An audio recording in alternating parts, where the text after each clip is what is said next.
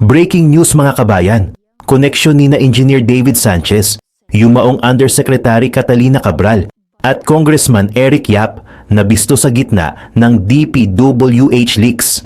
Ano na nga ba ang koneksyon nila ayon sa mga investigasyon? Pangalawang breaking news, isang political analyst ang nagbigay ng isang nakakagulat na prediksyon na posibleng magpayanig sa buong gobyerno ngayong taon. Ano ang posibleng isang palaban kay VP Sara at Pangulong Marcos ngayong taon? Pangatlong breaking news, isang dambuhalang pondo na hindi kailangang i-audit muling lumitaw sa 2026 budget. Para saan ang bilyon-bilyong pisong ito at paano tiniyak ng gobyerno na hindi ito mapupunta sa bulsa ng iilan? At panghuli sa ating mga balita, Governor Chavit Singson nilantad ang favorite contractor umano ni Pangulong Bongbong Marcos. Isang kumpanya na pagmamay-ari ng isang kaalyadong mayor, papaanong lumobo sa halos 7 billion pesos ang kontrata mula nang maupo ang Pangulo. Bago tayo mag-umpisa, baka pwedeng palike muna ng video na ito. Malaking bagay po ito sa aming mga content creators. Maraming salamat po. Ang web of connections sa likod ng flood control scandal ay lalo pang lumalawak at nagiging mas komplikado. At sa bawat bagong revelasyon, tila mas umiikot ang kwento sa mga huling sandali ni dating DPWH Undersecretary Catalina Cabral.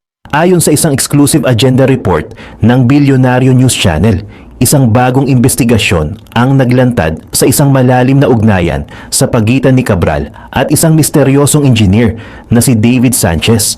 Sa unang tingin, ang kanilang koneksyon ay tila profesional lamang. Pareho silang naging mataas na opisyal ng Philippine Institute of Civil Engineers o PIS.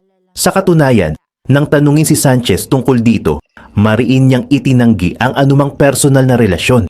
Ayon sa kanya, magkakilala lang sila dahil pareho silang naging national officer ng organisasyon. Ngunit sa mas malalim na pagsisiyasat ng Bilyonaryo News Channel gamit ang mga dokumento mula sa tinaguriang DPWH leaks, isang mas mabigat na koneksyon ang kanilang natuklasan. Una, lumitaw ang pangalan ni Sanchez bilang proponent ng dalawang flood control project sa Tarlac na may halagang 100 million pesos kada isa. Isang malinaw na indikasyon na siya ay hindi lang isang ordinaryong engineer, kundi isa sa mga may sponsored project sa loob ng budget.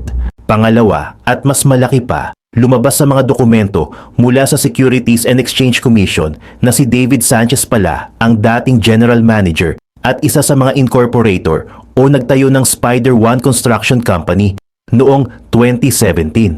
At hindi ito isang ordinaryong kumpanya. Mula 2018 hanggang 2025, ang Spider One Construction ay nakakuha ng 37 na DPWH contracts na may kabuang halaga na 5.8 billion pesos. Isang nakakalulang halaga ng mga proyekto na nakakalat sa iba't ibang parte ng bansa at ang pinakamarami ay nasa Cordillera Region. Kabilang pa sa mga proyektong ito ang construction ng Benguet Convention Center noong 2024. Isang proyektong iniuugnay naman kay Congressman Eric Yap. Pero dito na binitawan ng investigasyon ang tunay na pasabog, ang detalyeng direktang nag-uugnay sa lahat ng mga manlalaro sa isang napakakritikal na lokasyon. Naaalala nyo ba ang Ayon Hotel sa Baguio kung saan huling nag-check-in si Yusek Cabral bago ang kanyang pagkamatay? Ang hotel na dati niyang pag-aari at ibinenta sa business partner ni Congressman Eric Yap. Ayon sa mga dokumento, si David Sanchez pala ang presidente ng DM Capital, ang mismong kumpanya na dating may-ari ng hotel na iyon noong ito ay kilala pa bilang Holiday Inn. At ang hotel na ito ay may sarili ring madilim na kasaysayan mula sa isang bigong insolvency bid noong 2022 hanggang sa pagkatalo nito sa isang arbitration case sa Singapore noong 2024.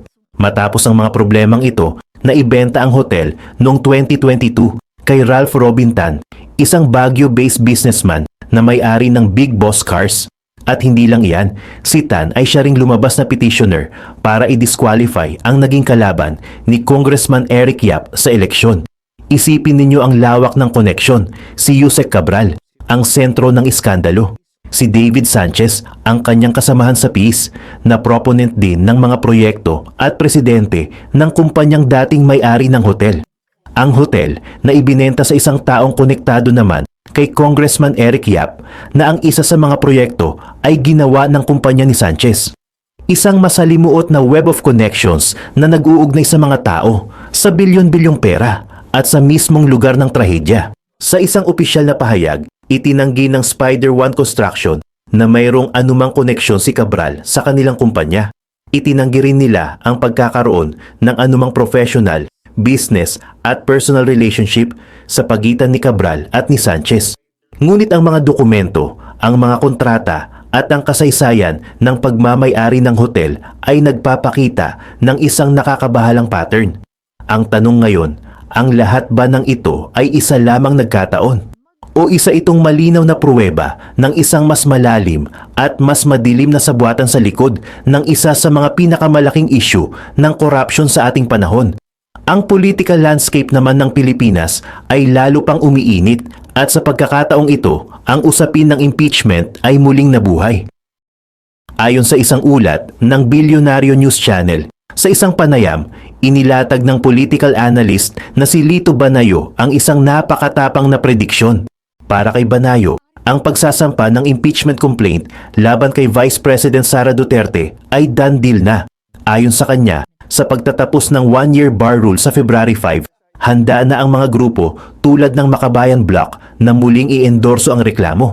At sa pagkakataong ito, mas matibay na raw ang kanilang kaso dahil maaari na nilang gamitin ang mga bagong impormasyon na isiniwalat ng whistleblower na si Ramil Madriaga, ang umano'y dating bagman ng Vice Presidente. Ngunit ang malaking tanong, ayon kay Banayo, ay kung paano ito haharapin ni VP Sara. Mananahimik ba siyang muli tulad ng ginawa niya sa mga nakaraang pagdinig? O sa pagkakataong ito, haharap na siya sa House Justice Committee para depensahan ang kanyang sarili? Sa pagkakataong ito, dito na binitawan ni Banayo ang kanyang pinakamalaking pasabog. Ayon sa kanya, hindi lang si Vice President Sara ang posibleng humarap sa impeachment ngayong taon, maging si Pangulong Bongbong Marcos ay hindi raw ligtas. That probably will happen. Both. Sabi ni Banayo, naniniwala siyang may posibilidad na sabay na sampahan ng impeachment complaint ang dalawang pinakamataas na leader ng bansa. Paano ito mangyayari? Ipinaliwanag niya na dahil ang impeachment ay isang political trial, magiging napaka-interesante ng magiging laro sa loob ng House Justice Committee.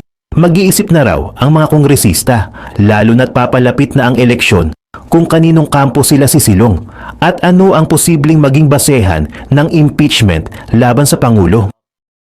Para kay Banayo, ang kasalukuyang investigasyon sa flood control scandal ay posibleng umabot hanggang sa Malacanang at madamay ang mga taong malapit sa Pangulo. Ang prediksyon na ito ni Lito Banayo ay naglalatag ng isang napaka-volatile na taon sa politika. Isang taon kung saan ang dalawang pinakamataas na leader ng bansa ay posibleng sabay na isalang sa isang paglilitis na susubok sa kanilang kapangyarihan at sa katatagan ng kanilang alyansa. Ang tanong ngayon, ang mga kongresista, kaninong panig sila kakampi? At ang administrasyong ito, makakayanan kaya ang isang krisis kung saan ang Pangulo at Vice Presidente ay parehong nasa ilalim ng banta ng impeachment? Yan ang mga tanong na aabangan ng buong bayan, habang ang buong bansa ay nakatutok sa mga investigasyon sa flood control scandal. Isang pamilyar at kontrobersyal na pondo ang muling naging sentro ng usapin sa ilalim ng 2026 National Budget. Ayon sa isang ulat ng Bilyonaryo News Channel, sa kabila ng mainit na batikos ng publiko, nananatili pa rin ang napakalaking confidential fund ng Office of the President. Kinumpirma mismo ni Acting Budget Secretary Rolando Toledo na ang confidential fund ng OP para sa 2026 ay nasa 4.5 billion pesos, parehong halaga na inilaan noong 2025.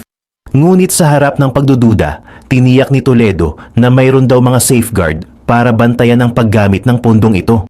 Ayon sa kanya, obligado ang Office of the President na mag-report sa Kamara at Senado, kaya't ito raw ay mamomonitor accordingly. Ang 4.5 billion na ito ay bahagi ng mas malaking 10.8 billion na kabuuang confidential fund ng buong gobyerno para sa 2026. Samantala, sinagot din ng palasyo ang issue ng umano'y bonuses para sa mga mambabatas. Mariing itinanggi ni Executive Secretary Ralph Recto na mayroon nito sa ilalim ng ehekutibo. Ipinaliwanag niya na ang tinutukoy ng marami ay bahagi ng maintenance and other operating expenses o umuwi ng kamara, na ang budget ay bumaba pa nga ng 12 billion pesos ngayong taon at ngayon ay nasa 38.6 billion na lang. Sa isang press conference na walang paligoy-ligoy at puno ng pasabog, isang veteranong politiko ang muling lumitaw sa eksena, si dating Ilocos Sur Governor Chavit Singson. Kilala sa pagiging prangka at walang sinasanto, diretsahan niyang inihayag ang kanyang akusasyon. May umano raw favorite contractor si Pangulong Ferdinand Bongbong Marcos Jr. sa Ilocos Norte. At ang kumpanyang ito, ayon kay Singson, ay walang iba kundi ang Megapolitan Builders and Construction Supply. Ngunit hindi lang dito nagtatapos ang kwento, dahil ang mas lalong nagpapabigat sa alegasyon, ang taong nasa likod ng kumpanyang ito. Ayon kay Singson, ang may-ari ng Megapolitan ay si James Brian Alcid, ang kasalukuyang alkalde ng Lawag City. Ikinuwento ni Singson na matagal na raw paboritong kontraktor si Alcid ni Bongbong Marcos. Mula pa noong ito ay konsehal lamang. Ngunit ngayon na alkalde na si Alcid at pangulo na si Marcos, tila raw lalong bumuhos ang grasya. Ayon kay Singson, bilyon-bilyong piso ng flood control project sa Ilocos Norte ang napunta sa Megapolitan. At sa kanyang mga salita, wala raw itong kahihiyan. Wala na silang hiya! Aniya. Para hindi manatiling aligasyon lamang, sinuri ng Bilyonaryo News Channel ang mga opisyal na record at kontrata ng Megapolitan Builders. At dito na lumitaw ang isang pattern, isang paglago na hindi lamang mabilis, kundi halos milagroso. Balikan natin ang mga numero. Mula 2016 hanggang 2021, sa loob ng 5 taon, ang kabuuang kontratang nakuha ng Megapolitan ay nasa 1.9 billion pesos. Sa panahong ito, ang taunang halaga ng kanilang mga proyekto ay hindi pa umaabot sa 500 milyong piso. At higit pa rito, marami sa mga kontratang ito ay hindi pa nila kayang isagawa ng mag-isa. Kailangan pa ng joint venture kasama ang ibang kumpanya. Ngunit pagsapit ng 2022, biglang nagbago ang lahat. Ito ang taon kung kailan nagsimulang maupo si James Brian Alcid bilang konsehal at kasabay nito ang pag-upo ni Bongbong Marcos bilang Pangulo ng Bansa. Sa taong yun pa lamang, biglang tumalon sa 917 million pesos ang mga kontratang nakuha ng Megapolitan. Halos doble ng karaniwan nilang kinikita sa isang buong taon. At hindi pa rito nagtapos ang pagsirit. Noong 2023, halos doble na naman ang itinaas. Umabot sa 2 bilyong piso. Noong 2024, isa pang 2 billion pesos. At noong 2025, kahit bumaba ng kaunti, nanatili pa rin sa napakalaking halaga na 1.8 billion pesos. Kung pagsasamahin, mula 2022 hanggang 2025, sa loob lamang ng 3 taon, umabot sa 6.9 billion ang kabuuang kontratang nakuha ng Megapolitan Builders. Halos 5 beses na mas malaki kaysa sa pinagsama-samang kita nila sa nakaraang 5 taon. Isang bilis ng paglago na hindi basta-basta maipapaliwanag. At parang hindi pa sapat iyon dahil may isa pang detalye na lalong nagpalalim sa usapin. Hindi pa kabilang dito ang mga kontratang nakuha ng JC08 Builders Corporation, isang kumpanyang nakapangalan naman sa kapatid ni Mayor Alcid. Mula 2024 pa lamang, umabot na sa 679 million pesos ang mga proyektong nakuha nito. Isang indikasyon ayon sa mga kritiko na tila isang family affair ang pamamayagpag sa mga kontrata sa rehiyon. Mas lalong naging malinaw ang koneksyon nang tingnan ang politikal na konteksto. Noong 2025 elections, si Mayor Alcid na buong-buong inendorso ng Team Marcos ang siyang nanalo sa pagkaalkalde ng Lawag City. Tinalo niya ang pinsan mismo ng Pangulo, si dating Mayor Michael Marcos Quezon, na kilala bilang isang kritiko ng ilang miyembro ng pamilya Marcos. Para sa marami, hindi ito basta eleksyon lamang. Ito raw ay kwento ng political reward. Sa kabila ng mga numerong ito, ng mga dokumentong sinuri at ng mabibigat na paratang na ibinabato na nanatiling tahimik si Mayor Alcid. Tahimik din ang palasyo at dito nagtatapos ang kwento. Dahil ang isyong ito ay hindi lang tungkol sa isang kumpanya o isang alkalde. Isa itong salamin ng isang sistemang matagal nang binubulungan ng publiko. Isang sistema kung saan ang mga politikal na kaalyado ay tila pinagpapala ng bilyon-bilyong pondo ng bayan. Ang tanong ngayon, mga kabayan, ang biglaang paglobo ba ng kontrata ng Megapolitan Builders ay isang simpleng nagkataon lamang? Patunay ba ito ng husay at galing sa trabaho? O isa itong malinaw na ebidensya ng favoritism sa pinakamataas na antas ng kapangyarihan?